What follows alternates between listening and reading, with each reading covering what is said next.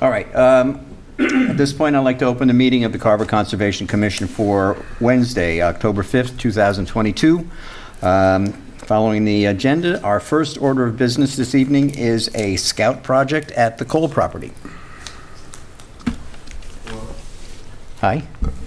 I'm JT Toomey.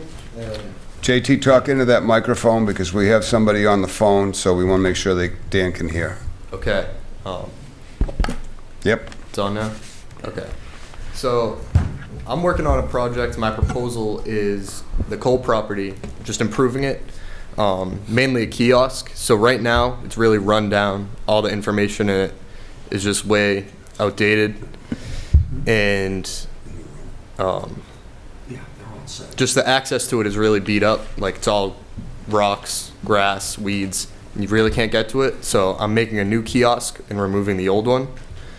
And then we're also going to work on signage because right now the signs are just really broken down. They're plastic on the tree. Some are missing, some direct you the wrong way, and just people can't find their way sometimes at intersections. Then also we're going to be just doing some cleanup because like I said, it's really rough to access the kiosk right now, so people might not know where they're going. And also I was down there like 2 weeks ago. There's a lot of trees fallen on paths. So when it's time for the project, if there's a tree in the way, we'll have to clean it up. And there's a maintenance plan with this, so we're going to be working with other involved groups for the future so we can update any new information that needs to be put into the kiosks. And then we're going to upkeep trail markings, so maybe if a tree falls that has markings on it. And then we're going to keep trails clean. So the way we're doing these new trail markings is with spray paint and stencils. And there's the blue trail, the orange trail, and the white trail. So for the white trail, we're going to have a white can of spray paint, orange, orange, and blue, blue. And basically that's going to show if you're turning left, turning right, and if there's an intersection coming up. And the materials I'm going to be needing, just a lot of pressure treated wood, and the actual size that's going to be holding the map, the information, and the guidelines is going to be around 6 by 3 feet. And then we're going to have pressure treated posts, and we're going to have a piece of plexiglass. We're also going to have like a latch mechanism, so you can just pull it up and it's covered by the weather, so nothing inside, none of the papers, the maps will get damaged, and it'll be easy access to update anything new. And some other supplies, we're going to have snacks for the other scouts and volunteers. We're going to have orange hats because this project will be taking place during hunting season. So we'll only be able to really work on it Sundays just to be safe. I'm going to need rakes, shovels just to dig the posts and clean up the area. And then we're obviously going to need the stencils so we can actually spray paint it onto the tree. And we're going to print a large trail map because right now it's really just a single piece of paper. So we're going to get a larger, bigger, updated one and probably laminate it so it doesn't get damaged as easy. And then again, I said our safety concerns is that it's happening during hunting season. So the projects will be taking place on Sunday when we're actually there. And there's also going to be impact drills and concrete to secure the posts and build everything, but adults will be using that because scouts aren't allowed to. And basically for the overview, right now, like I said, it's extremely run down and the weeds are so high there's no way you can even access the kiosk and read the information. And tying in with that, the signs, it could lead you the wrong way. When I was down there, almost took a wrong path. So we want to make sure people know where they're going at the intersections. If they want to go a short walk, they can just take the blue trail. If they want a long walk, they can take the big looped orange trail. So basically, I just want to make the Cole property better for the community because there's 2 new bridges there. One was a project by a former scout, and there's a new drawbridge there. Yeah, that would be the Badger Bridge The Badger Bridge, Yeah. yep. You're welcome, Dan. Want to make it good for the community. He worked on that too. Yep. All right, so I assume that the kiosk that you're talking about is the one by the parking lot? Yes, That's right correct? at the entrance. Okay. I haven't been out there in a little while, but yeah, it was in poor shape. I don't know how you've designed the kiosk for how you're going to hang the plexiglass, but I can say that there was a kiosk on Savory Avenue, the Savory Avenue Conservation, that was hinged at the bottom and locks at top and came down, and that allowed water to get right in the top. So what was done was that was reversed, and the hinge was put on the top, so you lift it up from the bottom, and that kept the water much more out of it. It was a piano hinge, one of those hinges that goes full width. So that may be something you want to look into. Trail markings with paint is great because it does not damage the tree. It's not putting a nail or a screw or something into the tree, which is the way that it should be done, and is the way that we're going to be doing it when we get around to the Savory property trails as well. So that's great. I imagine that you're working towards donations for all the materials that you need at this point. The overall cost was around more or less $800, and that could change. And I don't know if I mentioned it, but my goal for the project is to get it started like mid to end of October and finish at least the kiosk by the end of the winter. And the trail markings, the goal is by the end of December. All right. Very good. Dan, Yep, I'm here. any questions? No, other than one thing that is part of his plan is the information and the format of the information in the kiosk is, I think, is going to make the property a lot more accessible in terms of information for visitors, which is a really significant update beyond the physical kiosk. Having, I mean, JT can either explain it more, but just so you know, there's going to be information about not just the Cole property, but actual updated mapping, and but also some, but it's being set up so that that kiosk can be refreshed with information from, I believe he has a hinge set up on the backside in his design, but I know he's had a couple iterations of ways of doing it. Yeah, so we're going to have information as well, just like plant species, animal species in the area, safety, warning, and concerns, and then just a bigger map than is currently there. Great. Yeah, Great. I will say the one thing that I really like about JT's plan is that he has a maintenance plan, and that is a new thing for a lot of these projects. So it's not just a one and done, but it is taken over. The stewardship of it is taken over by local groups, whether it be the Conservation Trail Stewards or others or scouts in JT's stead once he's gone off to wherever he's going off to later in life. So I like that there's a plan for the project's future. Okay, great. And you've been involved with this a little bit from the get-go, Dan? Well, he built the Badger Bridge. Well, I know that, but He stopped with the Badger Bridge.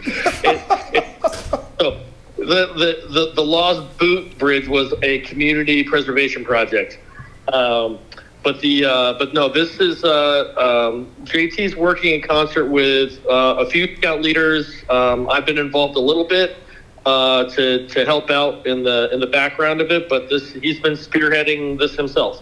So I applaud him for his efforts, and of course, we'll all be involved with hands-on help when he needs that. But to date, he's been good about communicating with all the groups to make sure that this happens in a timely fashion too. So I appreciate that. all right, great. Do you have any comments? Yes.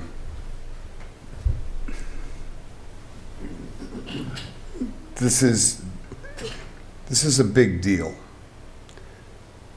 This is what small towns are all about. And for young people to come out, and I was a scout, young people to come out and do this kind of a project should really garner the entire support of the entire community. So we're going to give you a plug. How do we donate? Where does the donation, how does this all happen so that we can assist you in raising these funds to make this happen? So the funds, I believe, go to the troops bank account. And I'm also going to be at the farmer's market in the coming weeks on Sundays with like Okay. a little donation jar. Okay? Yeah, the best way would probably be through the Boy Scout, the Troop 48 fund, and I can get you more information on that. You should do that because Troop 48 Yes. is in Troop 8 in Weymouth. Yeah, Alan, I can get the Conservation Commission the contact information for the treasurer of the troop itself, just so that there's seamless communication with that stuff. I think that needs to be out. I think it should be out on social media. You should do it on everything Carver, Helping Carver. Yeah, no, we definitely will. I think there's a Definitely. tremendous amount of support you'll find come out of the woodwork for this kind of stuff. Everybody gets behind this, and I personally, I thank you. You know, Dan did a great job on the Badger Bridge, and I think that the scouts get involved in these projects on the Cole property, Savory Avenue. I just think it's a big deal. It really, truly is a big deal. It's a hard project to do. There's a lot of work that goes into it. A lot of people use the Cole property that don't make mention of it. They don't make a big deal out of it. Do you know what I mean? They go to it and they use it, and they use it on a regular basis, and nobody really knows about it. So this is a good thing, and I don't know how to thank you enough. I think it's a great thing. Thank you. All right, yeah. That's it. I was going to say about the same thing, that the Cole property is a hidden gem in It is. It in this really town. is. And anything that can be done to make it better and more accessible to people is a great Well, it great doesn't thing. help. You have to go to Plimpton to get to it. So. Well, we can make an exit off the 44 and go up through the solar I panels. think we should do that. All right, since this is conservation property, I think that we would probably, I should probably accept a motion to allow this to happen. And a second? So moved.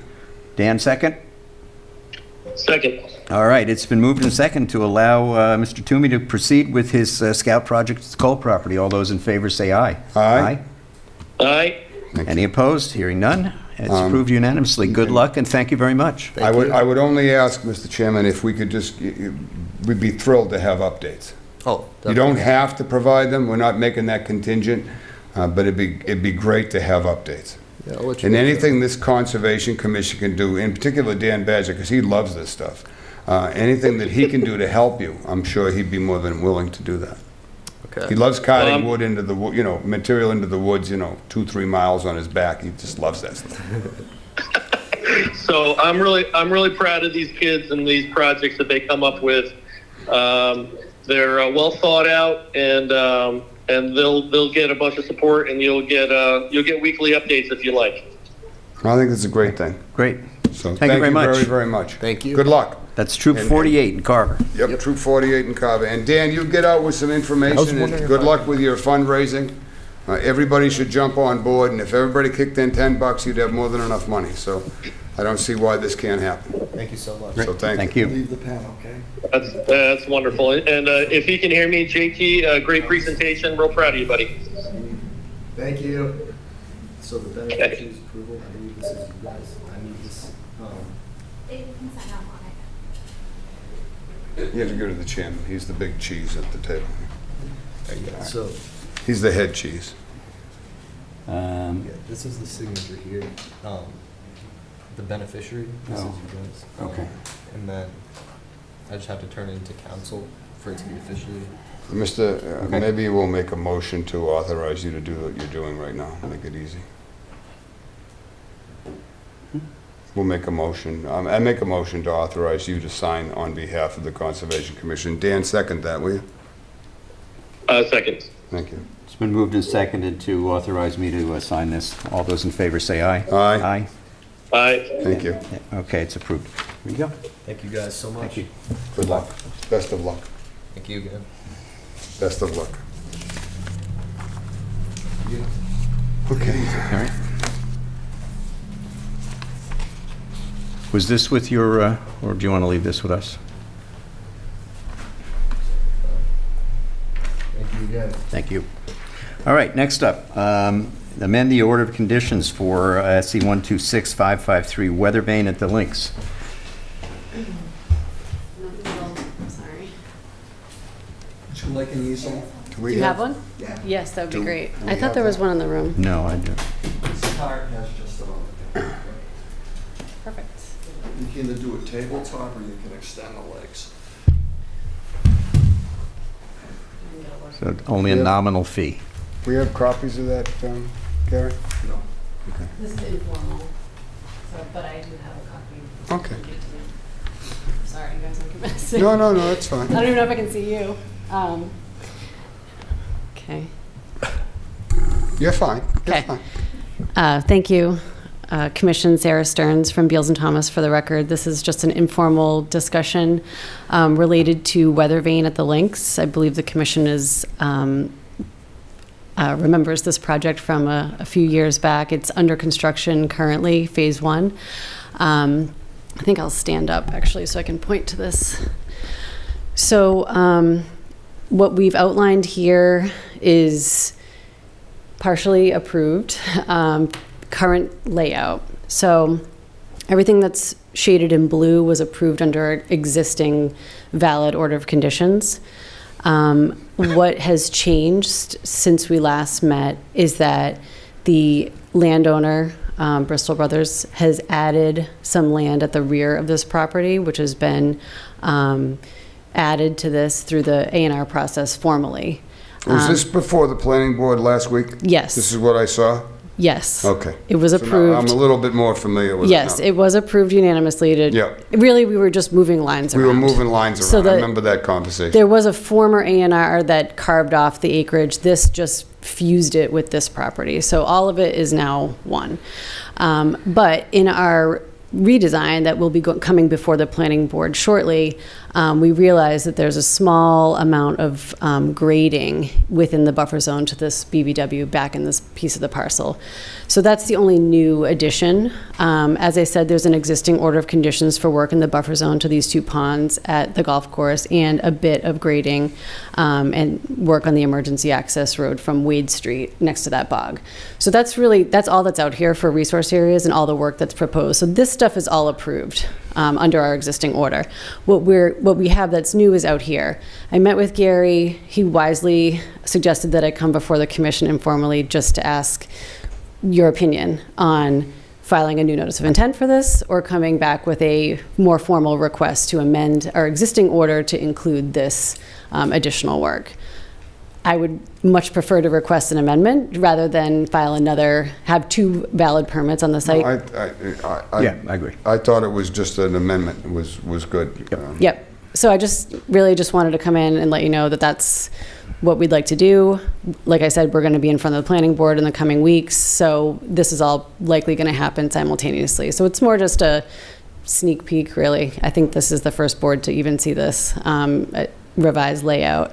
And really the only reason for the revisions is that the layout of the road has changed. You can sort of see where the road had been carved out, and now it's sort of flipped up here. So there's just been some revisions to the layout, and really very little of it is within jurisdictional areas, but just wanted to bring it to your attention. But we're not really disturbing any of the wetlands, right? We're just kind of... Not at all, no.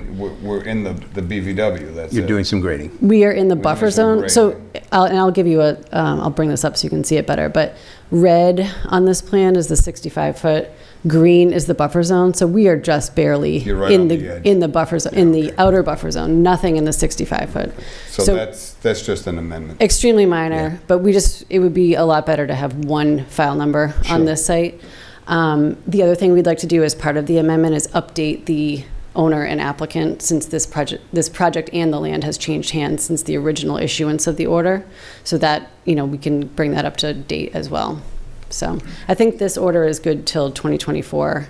So, and we have some time, but I know that, this is being built right now. Phases 2 and 3 will be coming along. So that's really it. Dan, you're at a disadvantage because you're not seeing this, but this was brought up at the planning board meeting as an A&R, and what we're looking at here is really no big deal. We'll certainly, in deference to the missing board members, I'm sorry, Mr. Chairman. Please. Well, because I got Dan on the phone, and I think it you're would closer be to him, Tim. perhaps fairer to him to just give you a conditional okey dokey on this, but let the board have a look at this at the next meeting, just so that everybody feels comfortable with something they can't see he's voting on. Yep. And Yeah, I'm actually fairly familiar with the project, though. I looked it up, and so far from what I've seen and what I've looked at, I don't really see any issues from our jurisdiction. Okay. And as I said, I'll be back with a formal request, and we'll go through the process, and we'll have plans for everyone in packets and all that. So this is really just for a All right. quick. See, Yeah, I think an amended order Yeah, I think is that's fine. Yeah, that's fair. Right. Do you want a motion for that, or do you want to just I continue do. this to the next? I have a question for you. Do you think it would be possible, since there's been a change of ownership, do you think it would be possible to have a representative from the new owner join you at the meeting? Oh, absolutely. All right. Is it the same? It was Weatherbane, right? Yes. And now it's what, Bristol Brothers? or- No, it's the same. It's still Weatherbane. Jim Bristol is the owner of Weatherbane. I know Jim. But our order was under DHP Realty. 80 Makepeace was listed as the owner of the land. It just, a lot has changed since 2017. So, But it's still Jimmy Bristol and yes. Weatherbane. Yes. Oh, okay. Yes. Nothing has changed since we last So it's talked, but it's changed, just but the it printed hasn't. Yeah, I got you. permit is outdated because it was 2017 that it was originally issued. Okay. So that's the only All right. update, but it's still the same people working on it. Okay, well, then that's not it. The person who did the permitting never started the construction. You know what I mean? So he sold it Right. and to the current builder. Okay. It just never got updated on the permit because we didn't come back for anything. All while right. he The reason was- I asked is that there have been some other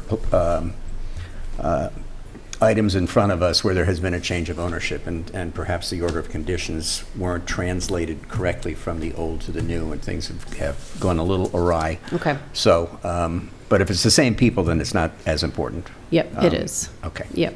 All right. That was the only reason for my request. He may want to come anyway, just to that's say fine. hello. More than welcome. Do you Or one of want his sons. You want a motion? Yeah, I think we'll take a motion to approve it as an amended order. Gary, are you okay with that? Oh, yeah, How do you I'm want not that? saying anything, I'm good Okay. with it. So they'll come back in with a formal request for a change. Yes. Yeah.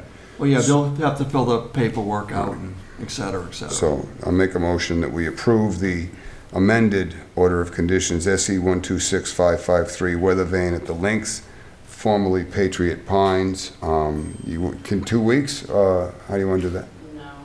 I just, 2 months? Be in the planning board review in a couple weeks, so I would say within a month. Yeah, because she still has to do a newspaper So ad the first one in November?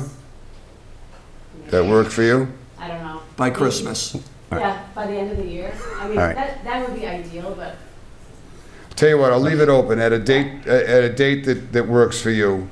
Just give us some notice so we can publish it and all that stuff. yes, and we, I believe that requires an abutter notification Yeah. as well. It's a public hearing, Yeah. so we'll go through the Yeah, it's the full process. Well, it's really just an amended order, so I don't know that it goes through a total revamp of the process. Well, it has to It get a does. newspaper ad. Yeah, It does. Okay. yeah. Dan, you want to second that? Yes, I'm just- sorry, second. I just wanted, I want to change your language slightly. You said to approve the amended order of conditions. What we're doing is approving their ability to amend the order as Okay. opposed to, So moved. okay. Will you get All right, that, it's been moved, Ashley? it's been moved and seconded to allow them to move forward to amend the order of conditions for SE 126553. All those in favor say aye. To a date be To determined the that'll date work for to be everybody. determined. All those in favor say aye. Aye. Aye. Any opposed? None? All right. Mr. Chairman, I'd like to hold off on the minutes until the next meeting, So then, okay, good idea. just because we don't have some people here and it's not fair to Dan and so forth and so on. So I'd like to just set that for the next meeting, which is in 2 weeks. All right, thank you. All right. Well, I'll charge you for it, don't worry. Okay, next up, continued hearings, 0 South Meadow Road. It's continued, I don't have to read the whole thing. So, Good evening. Sarah, you again. Sarah Stearns for Beals and Thomas. You gonna sit there all night? Is that what this? Nope, just this one. So thank you to the board for your patience. As you recall, we filed this a few months back and we've continued it a number of times. So we want to provide an update and just a refresh on the project.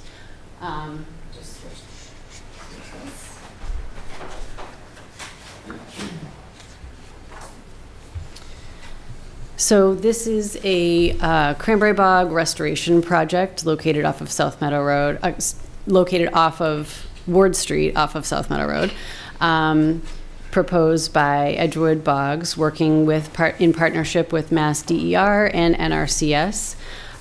We had a nice site visit over the summer and saw the bogs that have now been formally retired. Mr. Rhodes is not cultivating a crop for this season, so the bogs are retired. Last year was his final crop. So he has been coordinating with the downstream grower to hopefully alleviate any concerns related to agricultural water management. I'm sure that process will be ongoing for a long time, but they have been in communication, and I just wanted to report that back to the commission. We don't really feel that it's necessarily related to the commission's review because the project has clearly demonstrated that it complies with the performance standards in both the Act and the local bylaw, and then some. And really just by the image that I have up, it shows the difference in resource areas, and every single one of them has a plus next to it. So there's an increase in all of the resource areas on the site as a result of this restoration project. So really the intent is just to continue to allow water to flow from South Meadow Pond, as it does now, through this site in a different pattern, a more naturalized pattern, as opposed to through the bypass canal that was used for the agricultural cultivation. So really, based on our application, the research done for this project, the 2+ years of studies out here, and what will be continually studied through different groups as part of the DER cooperative program for cranberry restoration projects in the state, we feel that it's a really great project ecologically and for the community and for this grower who is ready to retire this 30-ish acres of cranberry bog. So that's really the refresh. We don't really have anything that new to add, but we just wanted to bring it back before the board. We think that, if the board is satisfied or has any questions, I believe Jess Cohn from Mass DER is on the Zoom listening in. We're certainly here to answer any remaining questions that you may have. Technically, from my standpoint, they did a really nice job on it, on the design. Yeah, I remember seeing did. it the first time. Yeah. It seemed to check all the boxes, as you said. I have no questions about it. Since the bogs are retired this year, that means they're not being flooded, is correct? Correct. They're not being seasonally flooded for harvest. However, because water is flowing from that dam, and the downstream grower, I believe, is backing water up through his property onto these bogs, or now former bogs, they are underwater, or they were, at least in preparation for the downstream growers' harvest. So, Okay. a benefit of this site that it can act as a floodplain for that purpose as well. Okay. So, we expect this site to continue to act as a wetland. Certainly through the GPR study that we did, there's, plenty of evidence that it would, continue to support a sustainable wetland system. Zero maintenance is the plan. So, we just think it's a perfect use of this site. All right. I'm good. Just sit and wait. I guess, if I may, Mr. Chairman, my only concern was it seems to me that the grower at the south side of this came before us at the same time, and he expressed concerns as to what happens if they shut the water off. The water is shut off. But in the future is my point. He blocks the flow. No one can access it. And the natural flow does not come to us as it has for years. So how does the southern bog get water if they were getting it from? Well, you know, That would seem to be a big concern of I think it was Eric Pontiff that Eric came. Pontiff, yeah. And it seemed to be a big concern of his, and I just want to address that, Yep. because that seems to me that's a big deal, Well, I can tell you, can I speak? Ki- Or no? Mr. Chairman. Sarah, why don't you answer? Okay. And then I'll allow you to speak, but I need you to come up and sign in when your turn is, okay? Go ahead. So again, I think that really from DER, Mass DER's perspective, the landowner's perspective who are undertaking this project, the supply of water for agricultural purposes to another grower is not necessarily what we're talking about in our notice of intent. And that's really not, you know, what we're discussing under the Wetlands Protection Act and the local bylaw. However, you know, as we talked about last time we were here, you know, cranberry growers by nature are cooperative. We all work together. That's how the business works. And I'm very hopeful that the two growers can find a way to make this work. I don't know that this is the forum to discuss that necessarily. I don't think it is, but, you know, we're here and we're talking about it.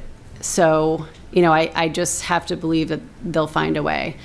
In my experience, you know, one grower is not necessarily responsible for supplying water to another grower. Everyone needs to be self-sufficient. And if there is a problem with that, then, you know, that needs to be worked out. DEP issues permits and registrations for water rights under the Water Management Act, and all of that is documented. You know, everyone has every grower has that. And, you know, where those rights are assigned is what you have the right to use that water for your agricultural work. You know, that's not necessarily shared. So, you know, that's something, again, that's going to have to be worked out between the landowners. Okay. Mr. Chairman. May I? Yes. I fully understand what you're saying, and there's very few people that work in this town that I consider that have the integrity level you do. So just so you know, I very rarely doubt what you say, and I don't now.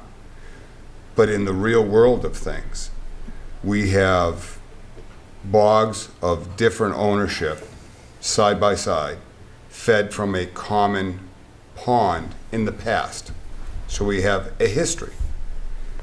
And I go back to a couple of years ago when the cranberry growers were scavenging water to provide water for each other, and at times not doing their own bog because the bog they were currently flooding was closer to their neighbor's bog. And so they got the water, and then it got bounced around, and it was a horrific year. And this is a community. This whole thing works because everybody pulls in the same direction. I like what you've done here. I think this is great.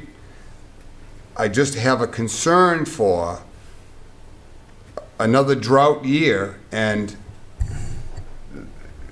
other bogs that have been in business for a long time suddenly not being able to access water from the South Meadow bog, which they've been getting for however many years they've been getting it. I think that I love the restoration plan. I think that it deserves to be for us to be aware of some kind of an arrangement with this current bog owner and the adjacent bog owner, that they've worked out a detail so that we don't sit back here and give this a green light and in effect hurt the adjacent bog owner. This is not how Carver works. It's not how any of us work. Maybe I'm way off the mark. Maybe I don't understand exactly what the ramifications of this are. I'm going from a common sense standpoint and perhaps what has happened in the past. So I guess I have a huge concern because it was a question that was raised. Yep. And like I said, Sarah, I trust you implicitly. Tell me that if this was reversed and you were representing the Pontus, and this was the presentation, you'd be okay with this. And I think I'd feel a lot better about that. Well, if I can respond, Mr. Chair. Yes, you can, and I will. Okay. I appreciate all of that. I agree that it's, in real life, as you say, it is something that everyone needs to be a part of. I guess I would just say to the commission, again, I feel like we're kind of crossing into territory that is sort of beyond the purview of this board, but we're having this conversation. So, the bog is retired as of last year at this time. So it's already not being flooded. Doing this restoration project is not going to exacerbate current situation. If Mr. Rhodes just walks away from this and doesn't do this restoration project, it's still retired. He's still not flooding. And that's really the only difference. So I don't see the approval of this project, and I'm not asking for a vote tonight or anything. We can continue to have this conversations, outside of this room for as long as we need to. But I just, I want to point out that whether this project happens or not, the situation already exists. This particular owner has retired his bogs. And what you're saying is that if a landowner wants to retire, but they are the flow through to someone else, that they're not able to retire their bogs because they have to supply other people. And that's a really big deal. I didn't look at it from that angle. So I'm just putting it all out there because, it is something that came up during our last meeting, and I know that Matt has been taking pictures and monitoring very closely, and Jess from DER and the folks from NRCS and I have all been talking about this, and certainly want this to be successful for everybody. And I don't think there's any intent for any deleterious effects to anyone downstream. And we think that this area is a wetland today. It will continue to be a wetland with a more direct flow to the BVW and growers downstream. So, that's how we're looking at it. Sarah, Okay. if this is built the way you have it designed, the amount of water storage in the bogs, once they're created back to a natural state, will hold more water in theory, right? Yes. So there'll be more flood storage, water storage, if this goes forward. Yeah, provided they open the flume and allow it to flow. It's still a natural wetland. Okay. I think Sarah makes a good point that we're not here to Right. vote But on it's that. still part of the big picture. But if you look at the drawings before her, the one on the left is the way it is now, and the water's been shut off. That's the way it is today. The one on the right is what they want to do. The water flow is still the same. Okay. If they decided to stay with the drawing on the left and not do what's on the right, they wouldn't be in front of us today, Okay. and we wouldn't have a say in it. I'd like to hear from, I agree. I said I would allow that, but because I think it's important. But that's not what we I are. understand. We are voting on whether to make the picture on the left into the picture on the right. I didn't say I was a no vote. I said I Okay. had concerns. All right, but the water flow, the damming of water, the locking of gates is of no concern to us because that's going to happen regardless of whether we vote yes or no. Because we don't have a say in that. And I would also add too, the landowner's not here. He's the one running the show over here. So I'm here representing the project, not necessarily how the land is being maintained today or anything specific to who has rights to what. I really can't speak to that definitively, and I don't want to do that. I feel like that's overstepping because I don't own this property and I'm not operating it. But, I just know that there is, there's documentation that we all have as bog owners, and my family owns Cranberry bogs in Carver and Plymouth as well. So I know firsthand that we have registrations that, allow certain things, and every grower has that. You have conditions in each of your permits to adhere to. So, there's a lot to this. And, I just want to keep this discussion to what is appropriate. I wasn't trying to throw it off the rails. Oh, no, I know. I really wasn't. And I'm happy to have this conversation, and I appreciate the public input, and I can bring that back to our group, and we can, talk further about it, and we can come back in a couple weeks and kick it around some more. So. All right, thank you. I think the thing looks great. I'm just concerned about but that's not us. Yeah, I get that. I mean, Okay. But it is us, in But if they decided not to do this, they would not be in front of us, and we wouldn't have a say anyway. You're right.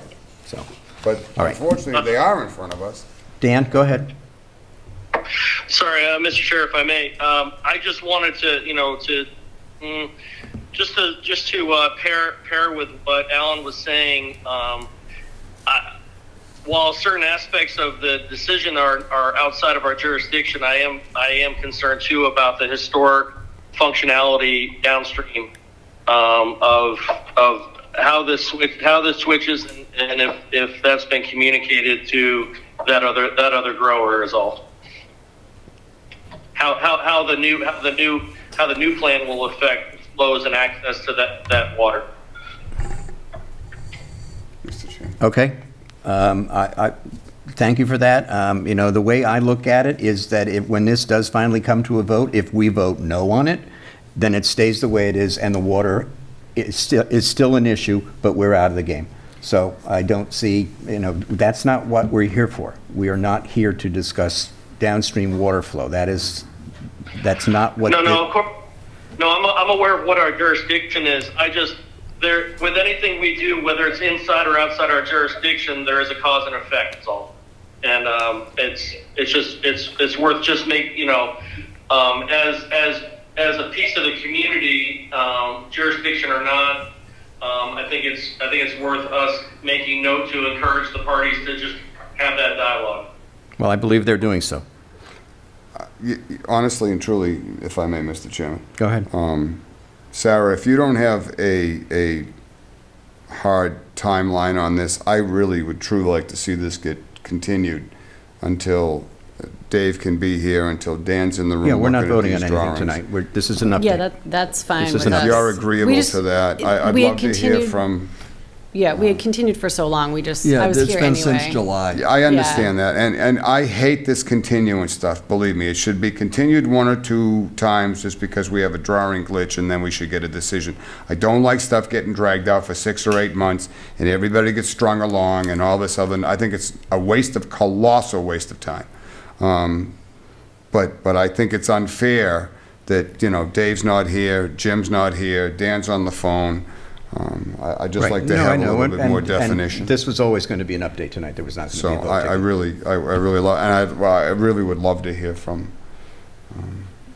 Yep. All right. Yes. We're ready. All right, so I'm Susan Maharg, I'm Eric's mother. So I need you to sit at the table, speak into the microphone, and sign Yeah, in. it's only because we need to make sure that Dan can hear you, that's all. Sign in, please. And sign in, please. if I can see.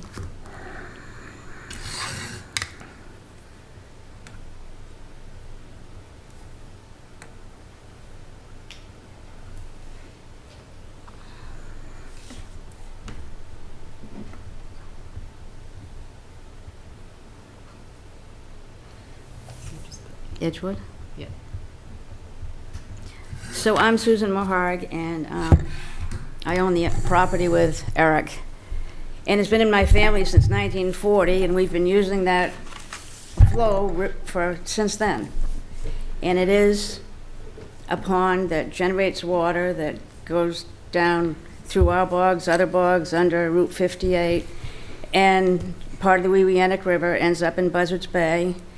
And I feel you're stopping the natural flow of a river that we all use.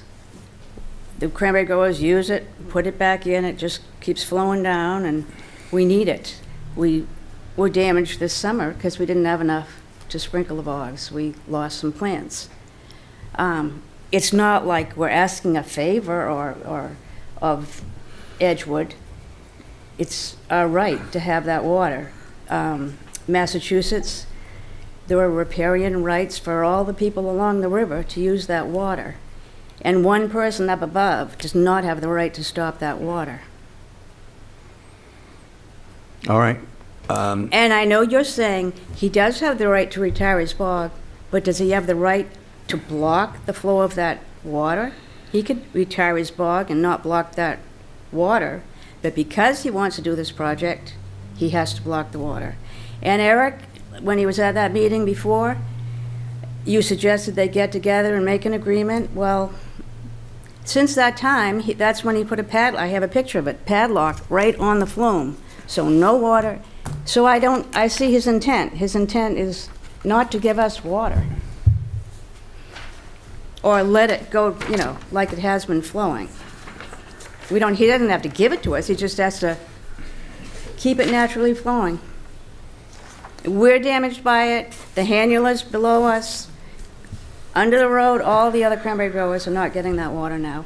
And instead of the natural flow coming to us, he has diverted it, and now he pumps it up to his other bog on Federal Furnace Road.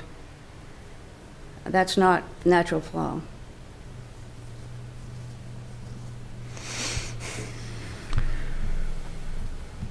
And if this project hadn't come into play, then that wouldn't have happened, but it has If this project had happened. not come into play, the bogs would have been retired and the water would not have been flowing there to flood the The bogs. water would still come down. But it would not be there to flood the bogs and then flow into your property next. Yes, there was a canal around. All that water, all the water would come out of that pond and go down the canal to our We're on the pond. bypass I canal. believe that's still what's happening today. No, it's not. It's stopped.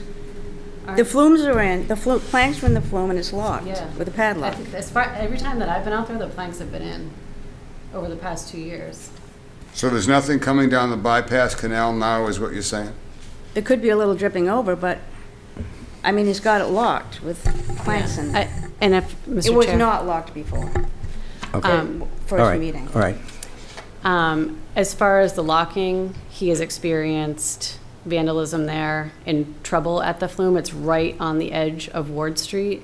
So I don't think it's necessarily to lock someone out. What I do know is that as I was saying, there are assigned rights from DEP through the Water Management Act. And, in a place like this, it doesn't mean that everyone can pull planks from a flume like this. And I don't know all the details of it, so I don't want to speak directly for the landowner, but.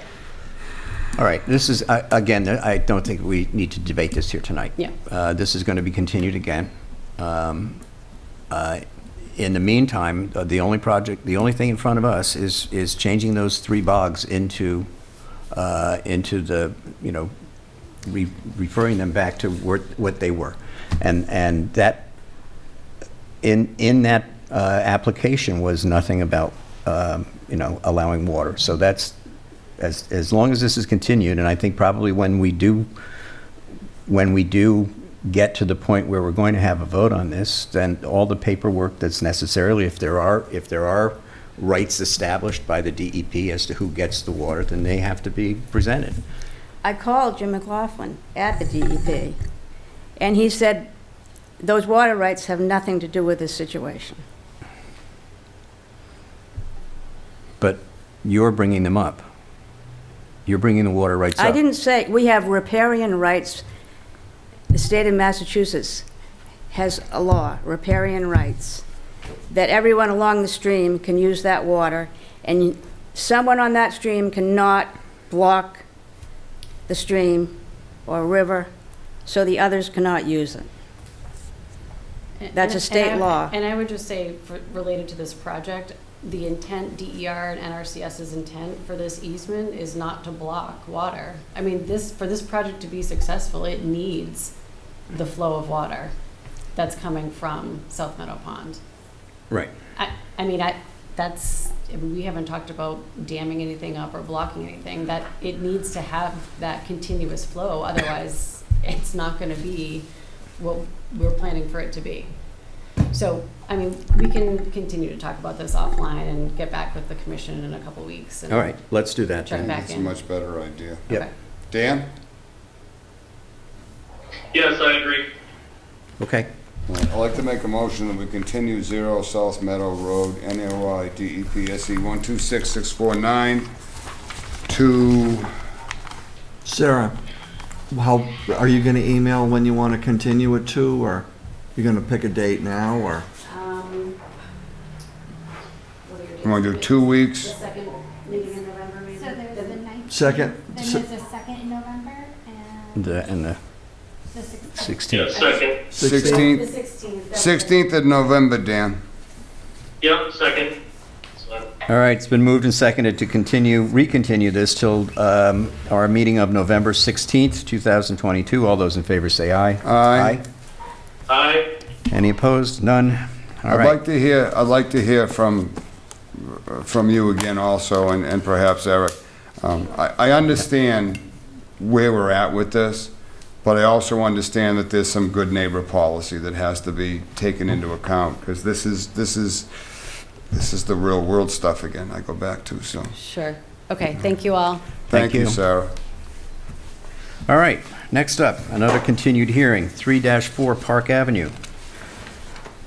I read this the last time. We did enter it so we could continue it, so I don't have to read it again. This one? Is that this? Like this? No, that's not it. That's Cresside. That's Crescent. There's Park Ave. Oh, I see.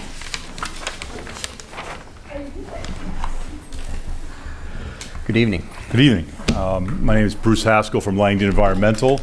I represent the current owner of the North Carver Urban Renewal Plan properties off of Montello Street. And the project I'm here to speak to you tonight is addressing an environmental issue that's come up during some of the investigations that have been in front of this board and other boards in town about the redevelopment of the site. The redevelopment of the site is being moving forward under an urban renewal plan for the North Carver area. And as part of that process, the owners permitted a potential buyer to do some due diligence on the property, which included collecting environmental samples of groundwater, soil, various things on the site. As part of that due diligence program, some PFAS compounds, and I'll talk about what those are, were detected in groundwater at the site at concentrations that were greater than what the Mass DEP has determined are reportable concentrations requiring further assessment and actions at the site. Just for the Commission's information, PFAS are a group of compounds that are in numerous household products. Different things like firefighting foam is a major source of them at certain sites, but things like nonstick cooking things, Gore-Tex protections from weatherproofing for clothing, and a myriad of other things. There are thousands of different PFAS compounds out there. It is an emerging contaminant. It's an item that DEP has established standards for over the last couple of years, and EPA is looking at standards for in drinking water supplies. The North Carver Water District's had a sample for it over the last year or so, and determine whether it's in the water supply. Once the current owner, Route 44 Development, found out that there was PFAS in the groundwater, they undertook a series of investigations, primarily dealing with installing groundwater wells at the site initially to find out the nature and extent, essentially how far had the contamination problem come from, and then back to what sources could be identified at the site of the issue and the problem at the site. The extent of the contamination in groundwater has been determined essentially from the site, and I can just describe it. It moves from the western part of the site, right on the Middleborough line, sort of to the northwest towards Whetstone Brook and the Cranberry bogs that are actually in Middleborough there, in that location there.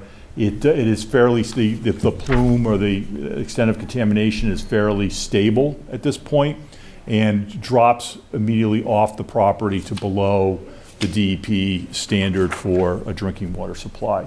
I want to point out there have been no private wells impacted by this plume based on the studies that have been done.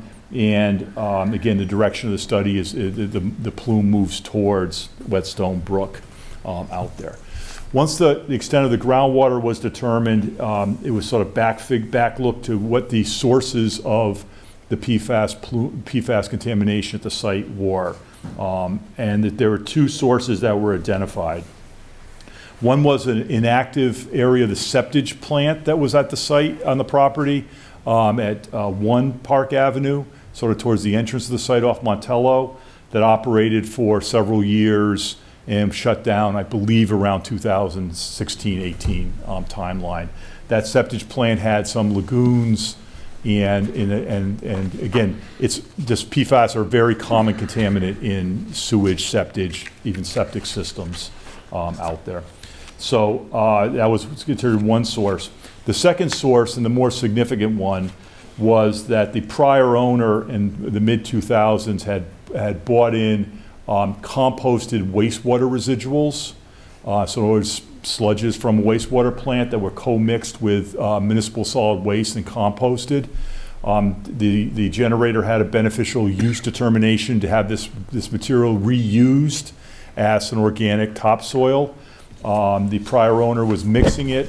He was further composting it, the material out there, and he was essentially shut down by DEP around that time frame. At that point, he took the material and essentially buried it on the southwest corner of the former gravel pit out there. The further investigations were done, sampling the soil and determine what the sources were and what the appropriate remediation was. The septic facility was determined to not be a significant source of PFAS impacts, and there's no really further action that has to be undertaken on that. The wastewater residual areas in the southwest corner, there's 2 of them, and I'll point them out in a moment. One of them was where the prior owner was mixing the material, and there's sort of just some leftover material in that area. And the second was the area of about 4.5 acres that he actually disposed of the material several feet thick across that area. Just to step back for a moment, this process is being regulated under the Massachusetts Contingency Plan, or the MCP, which is the way that Mass DEP regulates releases to the environment of impacts, contamination, and the like. So the proposed project, I can quickly talk, this is the design plan that's in your packet here out there. The proposed project, so this is the blow up of the southwest corner of the site. Route 44 is immediately off the plan to the bottom of the plan out there. The Middleborough town line runs through here, and it's well south of the Plimpton. There's an intersection with the Plimpton line, which is well north of here, is above the north here. Essentially, the 2 areas, one is highlighted in the small green. This was the mixing area, and the second one highlighted down here is the disposal area. The area highlighted in this large green area here is the prior reclamation soil area. And again, I can answer more questions on this. This site has a lot of background I can answer questions on. But there was an approval both from the commission and the planning board and Mass DEP to bring soils in to raise the grade of the site. That was done for about a couple of years. That's been discontinued. That's no longer there. And after Mass DEP approves the discontinuation of that, which we expect shortly, we'll be coming back to the commission to get a certificate of completion for that work out there. So essentially, on the northern area up in here, the mixing area, we're going to excavate the material out and relocate it to the southern area until this is clean. There'll be some sampling done, some visuals. Material's fairly easy to tell what it is out there. So there'll be some sampling, there'll be some confirmation done that this material is removed back here and put down here. Then this area will be capped. Again, it's about 4.5 acres with an impermeable cap. And that cap will be the same cap that's on the town landfill, essentially. So HDPE, high-density polyethylene membrane, rolled out over that, covered with a foot of topsoil, and there's some details around the edge out there. The jurisdictional areas for the commission are a series of wetlands, man-made, that were created down here as part of the old gravel operations out here, and were delineated. We had to redelineate them. They're the same as what was approved before by the commission, essentially, out there. But we had to redelineate them because of the time frame that had gone by out there. A portion of this, the area of the cap immediately abuts the wetlands areas. So we're gonna pull back that area, so there's no net filling of the area, so the cap can come down and be constructed. There's a sort of a stone berm that goes along there, and a stone at the bottom that will stabilize the cap, essentially hold the cap in place out there, and that continues here. The other thing that we're doing as part of this project is we're regrading this area with the reclamation soils up here, sort of fill in, there's a sort of a pond that we've made up here as part of the reclamation soils. One of the things based on the assessments and all the work that's been done up there is having standing water, it's essentially an infiltration pond, over this plume contamination, so the plume essentially moves roughly in this direction. Having standing water over that is just not a good idea. Okay, so it drives the plume further downstream. So we're going to fill that in and regrade that area out there. The last thing I wanted to talk about quickly is obviously this site there's a lot of action, things going on in this site as far as redevelopment, things that were at town meeting this spring out there. The purpose of this is to address this particular issue out there. The future redevelopment of the site may include paving some of this area over the top of this and everything else. When that plan is determined and finalized, then they'll come back and give you whatever modification over that area that would do that. But again, this membrane is the sort of, I would say state of the art, but it's a well-accepted practice to stop this further sampling. The only other part of this that's going to continue is there'll be a long-term monitoring program. So part of this is, cap it, stop the source, and then continue to monitor for a period of time after the, for an indeterminate period of time. First of all, to make sure nothing changes out there, and then to make sure, see the effectiveness of the cap slowly, which will slowly lower the concentrations in the groundwater, should slowly lower them. I don't know if I said something. So with that, I can answer any questions or get into any details that the commission would like. You're welcome.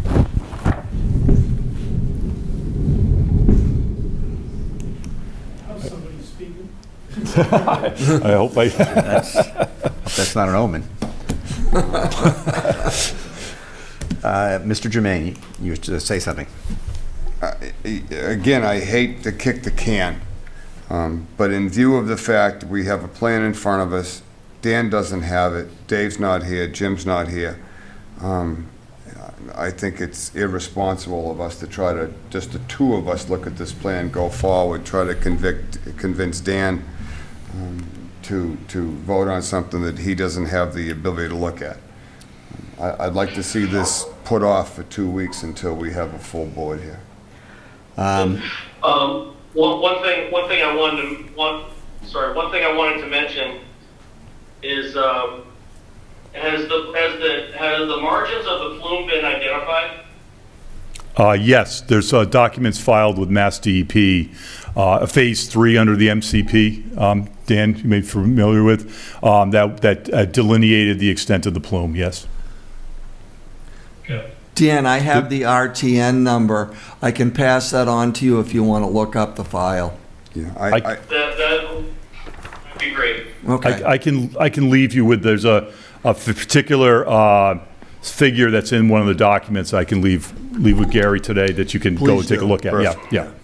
I really hate kicking the can. I truly do.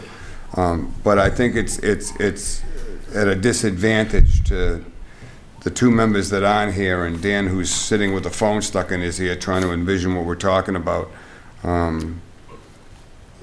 If he were sitting in front of a television set, I'm willing to bet that the Comcast signal's so bad he can't watch TV either. This has to come out on video before you can really see what the heck's going on. So hats off to Comcast, because you guys are doing a great job, especially with the live feed. That's my plug for that. So I would very much, can you be okay with a couple of weeks? Can we do this again? Yeah, our only consideration is we want to construct this cap. There's no doubt. This fall. Okay, and again, that's the plan. And again, I certainly am willing to answer any questions. This is a huge project for the future of Carver, so we're going to get one shot at getting this right. And there's just going to be so many components to this and so many different boards and committees that I want to make sure we get this right. Right. So, Understand. I mean, this I is don't a mind, small, Mr. this is a small part of this overall project, but it's something that really is the benefit, it's the benefit to address it. Yeah. You know. And at you this need to do point. this before the frost sets in. Yes, need to get the membrane done. There are a few documents, which Gary is forwarding to me. I'd really like a chance to research this so that, I can come in and be as informed as possible. I mean, if you don't mind, seriously, I'd like to see us continue this until, what's the next meeting this month? Is Next on one meeting is second. November, let's see, November 2nd, no, October 19th. October 19th. Dan, correct me if I'm wrong, you're not available on the 19th either, correct? I will have Zoom access at that meeting. But you'll have a copy of these plans in advance, and do you I feel? can email them the plan set. So you can look at the plans and everything else and join us by Zoom, and Dave will be here? I Dave will be assume? back, And possibly Jim. and So, possibly Jim. I'm not comfortable having two live members of the board and one on the phone with I something agree. like this. I agree. I'm just I- not comfortable doing that, I fully expected Jim to be here tonight, and we knew about Dave. you know? So with your permission, I'd like to make a motion that we continue the hearing for, October 19th. I have to get the right page here. DEPSE 126653 3-4 Park Avenue to October 19th. Do I have a second? Second. All right, it's been moved and seconded to continue the hearing, DEPSE. Can I just ask one thing? Yes. If there's specific questions that Dan, and I know Dan from previous presentations, if there's specific questions you have about the hydrogeology and the plume and things like that, if you could get those to us before, because I can have the licensed site professional either here Perfect. or available to answer those questions, because you won't get enough of an answer out of me. That's Dan, you know, you can okay. check with Gary, and Gary can get with everybody and All right, get before, these answers. before we vote on continuing it, and we will vote on continuing it, and I think we will, but I think that if there are any questions we have now, we should give them to Bruce so that he can make sure he has as many answers as possible when he comes back in 2 weeks. I personally don't have any right now. Okay, I got a couple. Of course. In the small pond that's outlined in green, the one that is there now that you're removing. Yes. Where we were out there, we did a site walk, and there's water in there. Where is that water going? It is going into the groundwater table, not well out there. It's pretty well perched at this point out there, several feet Okay, above so the you're just groundwater gonna- table. Yeah, we're gonna pump. So we're gonna pump the water out, pump it upstream. And remember, there's a series of swales that go around the reclamation area with Yes. check dams. We're gonna pump it slowly into that, allow it to drain out, and then fill it in out there. So. All right, fine. The second question I have is that you say the plume or plumes are moving towards the northwest. Is the movement caused by water seeping in from the ground? No, not entirely. No, out there, it's caused by just essentially the waste material, the residuals material, rain coming through them. Yeah. And hitting the groundwater table and then moving along the natural direction Okay, of the water that's kinda table. what I The issue with the kinda pond is it's like a it's like a some water head that could force the plume deeper, which could force it to go further. So the out there. covering on that's going to prevent the water from getting to it, which will prevent it from going any further deeper. Right, correct. Okay, that was One would hope. well. That's the Okay, those are my two questions. So, all right, now, it's been moved and seconded to continue this till the October 19th meeting. All those in favor say aye. All right, Dan? Aye. Aye. Aye. Great. All right. Thank you very much. Any opposed? Sorry. None? And it's approved 3-0. I do hate kicking the can, but I just want to be No, fair. you're right. With I think it's fair. it is, and Dave's kind of a water expert as well, so. Yeah. I think that he deserves to be here and Okay. okay. Dan, I think this next one was sent to us in a packet from Gary, so we should have that. Okay. 6 Crescent Road. Mr. Chairman, go ahead. Yep. I'm sorry. All right, new hearing. 6 Crescent Road, NOI SC 126-651. Notice is hereby given in accordance with the Massachusetts Wetlands Protection Act, MGL, Chapter 131, Section 40, and the Carver Wetlands Protection Bylaw, Citation 9.2, that a public hearing will be held at 7:00 p.m. on Wednesday, October 5th, 2022, in Meeting Room 1 at the Carver Town Hall, to hear the notice of intent submitted by Matthew Sullivan for the construction of a single-family dwelling along with the associated driveway, grading, well, and utilities within the 100-foot buffer zone to a bordering vegetated wetland and the riverfront area. The project work is also within the 65-foot buffer zone protected under the bylaw and will require a variance from the Carver Wetlands Protection Bylaw. This project is located at 6 Crescent Road, Carver, Massachusetts, map 118, lot 2-A. All interested parties are invited to attend. Good evening. If you'd like to put that up on the table, if it's easier for you, that's fine. I think Sarah was just getting that out of her way.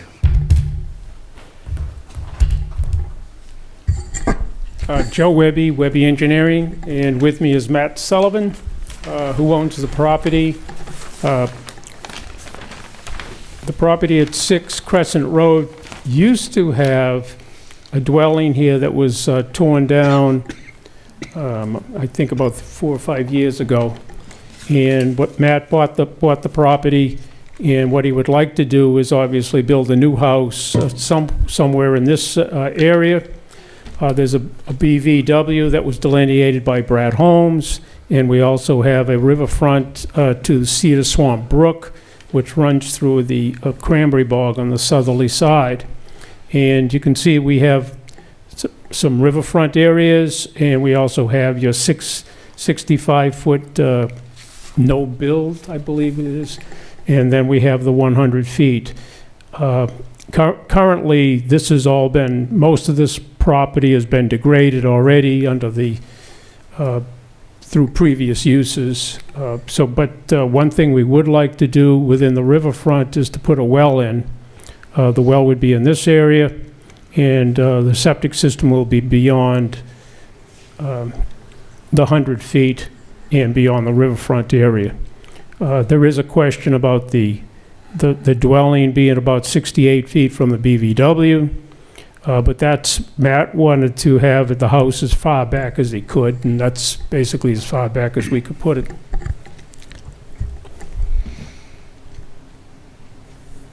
Okay, the outline of the proposed dwelling, there seems to be 2 sets of plans there, one with a cross hash marks on it, and the other with open. Are those porches? The back deck. Back deck, L-shaped? Just the rear deck, L-shaped one. Okay, and is there a small front deck? No front porch. Okay. Because I see that there seems to be something about, I don't know, 8 feet wide, right at the corner of where the 31'6" setback is. Just over in the, yeah, It looks like a porch. It looks like, Matt, come on, come on, join us, will you? Yeah, what is this thing right here? yeah, it doesn't have the cross hatching in it. Yeah. So that's just going to be part of the entryway there. Part of the, Entryway into the home itself. But it's, okay, Yep. There's no physical porch there. all right. So where's the house? The house is the cross hatched, right? Crosshatch. Just the crosshatch? Just the crosshatch. And the rest is, there's a back deck. There's a back deck. So it looks like the driveway just ends in what? There's a dirt road going, there's a walkway going to the house? Yes. yes, There's no garage? no. Currently. So it looks like you'd be looking to put up a freestanding garage if the house is that far away. Eventually. I'm gonna be honest with you, I like to get more of the house out of the 100 and get it off the corner of the 65. That's my personal, we've done this before. We have done this before. I don't have any problem with you wanting to build on a lot, and I get that you want to set it back, and I get the privacy angle. But, spam. I'd very much like to see the house. You still with us, Dan? Did I hang up on you? No, I'm here. Okay, thank you. I really would like to see the house shifted, either bring it where's the north? Bring it a little bit to the southwest, and then maybe just a little tiny bit to the north. The problem I have with this is that no matter how we cut this cake, you're gonna walk around that back corner of the house, you're gonna be in the 65. And we try to do what we can do. If it's unavoidable, then it's unavoidable.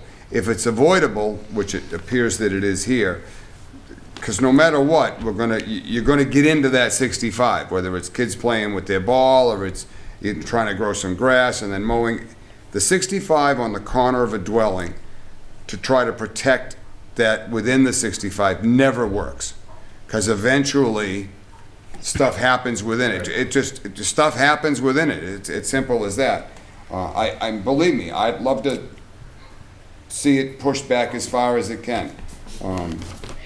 I'd like to see, honestly and truly, I'd like to see a plan B to where we bring the house up to as close to the 100 as we can get it, and then that would give you some backyard within the 65. I have no issue with the well being where it is. We do those all the time. But this, who the hell wants to see a wetlands marker literally on the corner of your house? Right. And that's technically where it would be. Mr. Chairman. I agree with Mr. Jermaine. We had a similar project on Indian Street. I'm looking at a way to do that, by the way, and I'm not sure that I see Well, I think that what we did on Indian Street was we had the homeowner had a little tongue of wetlands that created the buffer zone close to where they wanted to build their house. And I see on your plan there is a little tongue of This wetlands. little one here? Yes, and that appears to me, I did some rough calculation, that appears to me to be about 450 square feet. Now, according to Mr. Flaherty, and I'll wait. I'm sorry. All right. According to Mr. Flaherty, Gary and I were at the site. I didn't go, that's why I was just asking. We went to a site visit today, and we saw all this. According to Gary, anything under 500 feet, any BVW can be filled in without having to replicate somewhere else. Yeah. So my thinking is that if you were to eliminate that, the little bump, that would change where your 65 foot is a little bit. I know that there's wetlands on the adjacent property, or 65 it looks like, but you're still going to get a little bit more of a V shape in that corner. And then perhaps you could take your westernmost point of your house, the way it is now, and pivot it counterclockwise so that it's almost parallel with your property line. And that's going to get you certainly out of the 65, and it's going to get more of the house out of the 100. So that may be an option. That's probably not going to get, it's going to get some of the house out of the 100, and it will certainly get the rear out of the 65. But because because the 65 is going to be pretty much a V shape, then the 100 is not going to change that much. So the goal with how the house, I set it that way was, because that's where I get the most sunlight in the back of the house, and the whole entire rear of the house is all windows, so it's going to be naturally lit in the back. So putting it perpendicular, parallel to the road. Yeah, that would be, so you could that would take be the north. house though, and you could just leave it exactly the way it is and just move it Slide this it. way a little bit. Just slide it. Yeah. Give yourself some backyard. I like the idea of eliminating the little bump here. Yeah, because that's going to to. back to 65. Yeah. And it basically comes out to accomplish similar to what we did on India. Yes. Now, So the Indian took an unbuildable lot, in our view, and created a house lot because of replicating other area and moving the lines. Right. So when we first looked at that, and then we looked at the plans, and then we came to the meeting, this is technically, it's the whole house is in the 65. You couldn't get out of it.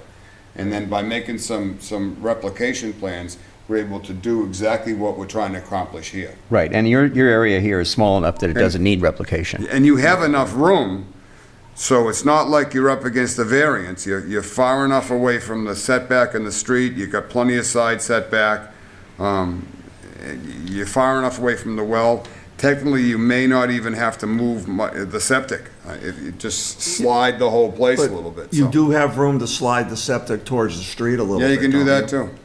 Yeah, I think. Yeah, you've got some Still room. having enough space between my septic or my well and. Well, no, barring that he meets the 150 feet Yeah. to the wells. He's got more than that, actually. He's Yeah. got well more than 150 feet Anyway. to the well. May I ask where his house?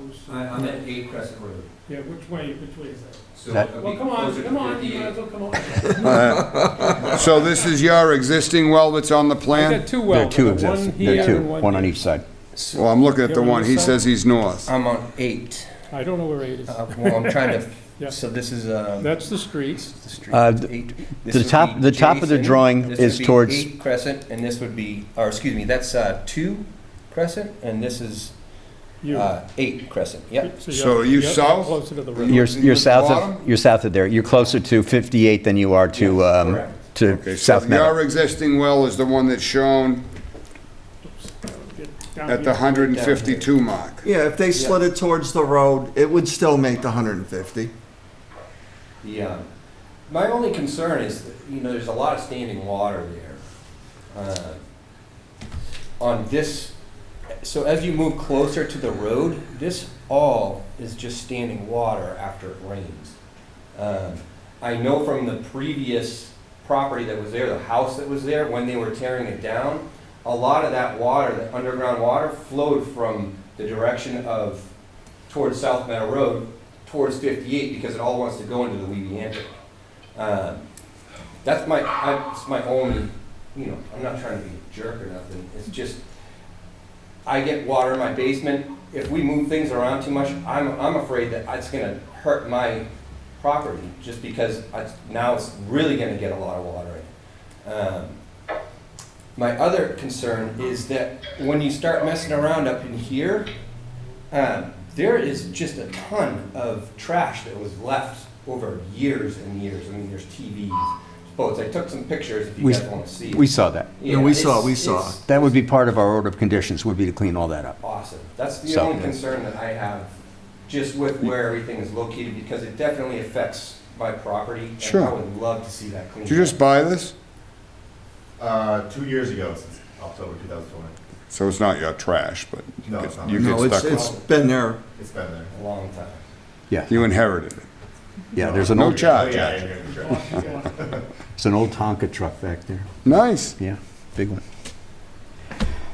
Rusty. Savory will take that off your No, hands. it's rusty. All right, just so you know, to say it for the record, for that wetland, it's 310 CMR 1050.55 4C.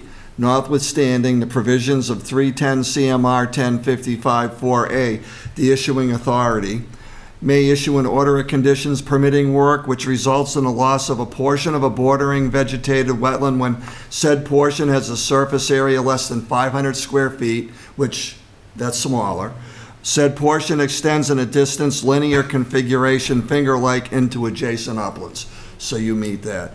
In the judgment of the issuing authority, it is not reasonable to scale down, redesign, or otherwise change the proposed work so that it could be completed without loss of said wetland. So they have the purview to grant that to you. That's a good idea. So, Okay. I have one other question. Go ahead. All right. no, go ahead. You mentioned to me, Gary, today when we were out there on the site visit, that the wetlands delineation was It's Somewhat- from 2013. 2013, so that's 9 years. And now the abutter is saying that there is some I lost Dan. possible Stop. standing water Stop. issues when it rains. Stop. Okay. I lost Dan. It's pretty good he stayed on as long as he Yeah, did. well, we don't have Dan. We don't continue. You reached Dan Badger and the alternative number for Badger West.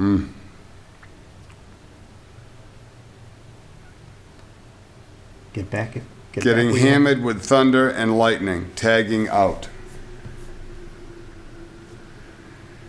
So if that's the case, then we don't have a quorum. I'm telling you exactly what this is. Getting hammered with thunder, lightning, tagging, I don't know what tagging out means. Must be a in the woods saying. It's a bridge thing.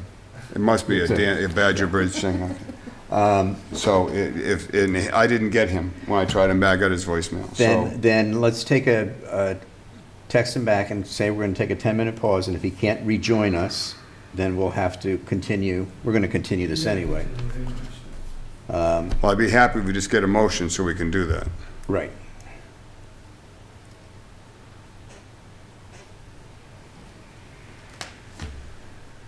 Let me try it. Well, it's going through as a iMessage, so maybe. It's a 10-minute recess question mark.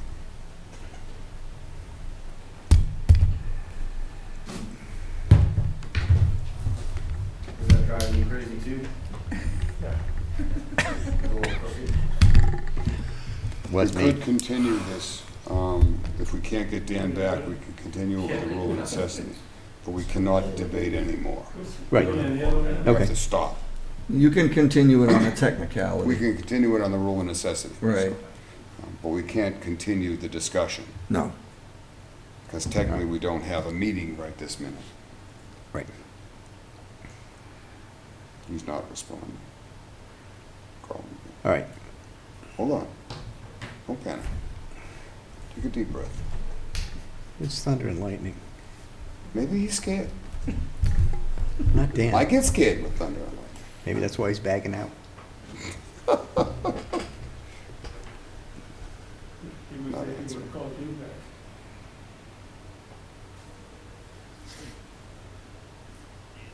Says he's changing location. I don't know exactly what that means. I think we should just make this easy and Okay. continue it. All right. We've gotten our point across. I think Yep. you know what we're trying to accomplish. Yeah, I have no problem with that. I just wanted to ask Sadie a little bit more about what he'd like to get redelineated. I'd recommend, Mr. Chairman, we don't have a quorum, so I'd like to have him deal with Gary I on can that. deal with Gary, yeah. Yeah, I can suggest that you have someone go out and rehang flags in that area. Okay. I'm sorry, I don't mean to do that to you. but No, we have to do it, right. All right, That's a lot of scrutiny. 2 weeks good? All right. Hold on, he's texting me again. Maybe he found a signal. Second and yay to continue. So, There you go. You got so your, that's, All right. but I still can't accept that, so. No, you can't. So, all right. So we use the rule of necessity. Based on the rule of necessity. Continue this till October 19th. 19th. This will be continued, this hearing will be continued till October 19th. Due to a lack of quorum. Due to a lack of quorum. And thank you, and we'll see you in 2 weeks. I'm so sorry. Also for the, also based on the rule of necessity, I declare this meeting adjourned, Yeah, it would have to be. because we can't vote works on for it. me. Thank you very much, everyone. Thank you, Area Take care. 58. We're out.